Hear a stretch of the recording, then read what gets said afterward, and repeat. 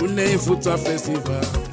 Ọdún ọba, ọdún ìjòyè, ọdún àwọn baba ńlá baba wa tó ń báṣà àti ṣe ilẹ̀ wa lárugẹ, ọdún gbogbo Àkúrẹ́.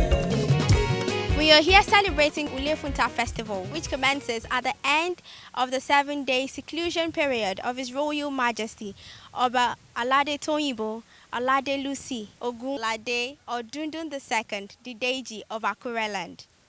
The festival started on the 28th of September 2022 and will proceed until the 9th of October 2022.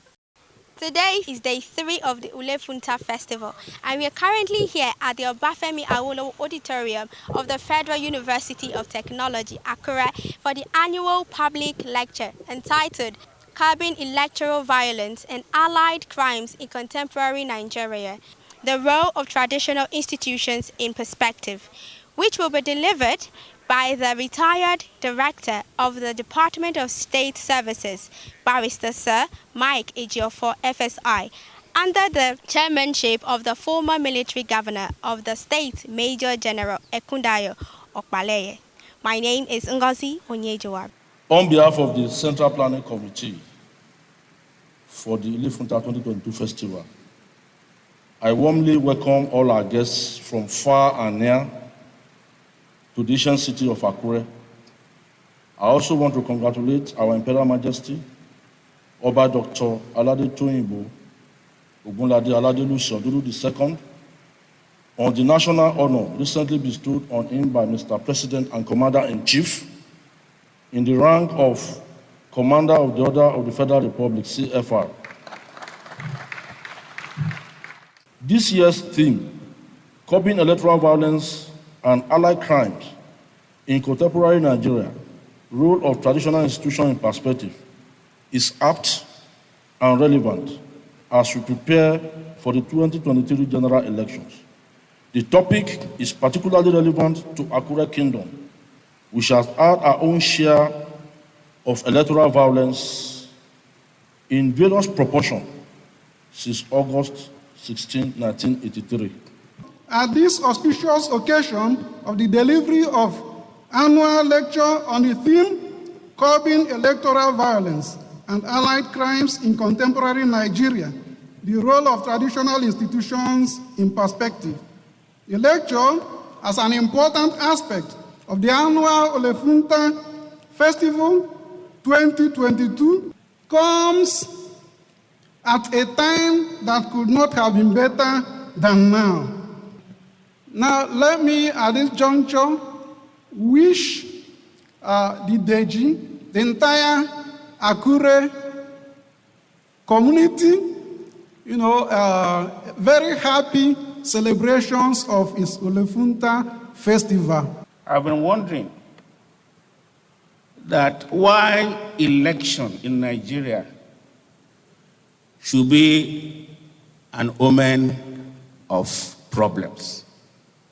I want you to imagine the sophistry of our politicians, any politician, who will misinterpret his own party constitution so that he can achieve some veiled purposes. And if I stop at that gives you a situation that we are in Nigeria, that law and order probably is very, very distant from our thinking. And it's bringing a lot of problems to us when you hear about election. The election should not be an omen. It should be a thing of joy that a group that has been there for a while is leaving to welcome a new group that is going to continue the development of a country. Is Nigeria not developed? How much potential will we continue to be? When will this potential nature of Nigeria be transformed to development? Today, as we discuss another pressing issue, which is the talk of the town in our nation, the issue of security has become worrisome, even in the face of uncertainty and worsening the security situation ranging from banditry, kidnapping, oil theft, killings, and terrorism, ethnic and religion bigotry, among others. It is crystal clear that reality has now dawned on us on the need for involvement of our traditional institutions as means of providing homegrown approach to curbing insecurity. The traditional rulers, we are not even in the Constitution. So when you are not in the Constitution, you don't have any role than just to advise the government. And here comes the Amotekun. The Olorioko Bambam is working to make sure that Ondo State is well secured, but his power is limited. But still, they are making sure that Amotekun is doing his best. We have to plead with the federal government to please approve sophisticated weapon. We are not going to use it against the federal government. I just want to use it to defend ourselves. Give the Amotekun sophisticated weapon. We are preparing for election in 2023, with its associated fears and violence that have characterized it over the years. This is despite the in-place measures by governments to contain same.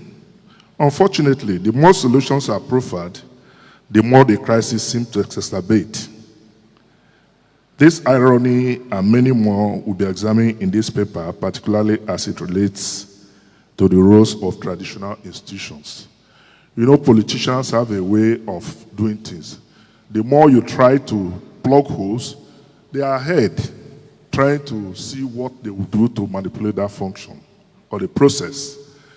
You look at, before we used to have ballot box snatching, stuffing, burning of materials. Now that cannot happen, we have come to buying of votes. Buying of votes is not violence. You come to a place that you are not supposed to be. You are not accountable to the people. So they continue to manipulate the process. Ondo State is the heartbeat of Nigerian politics. So if we have enlightened people, and we expect them to conduct themselves as such. So once we have a peaceful election in Ondo State, be sure that we'll have peaceful election all over the country.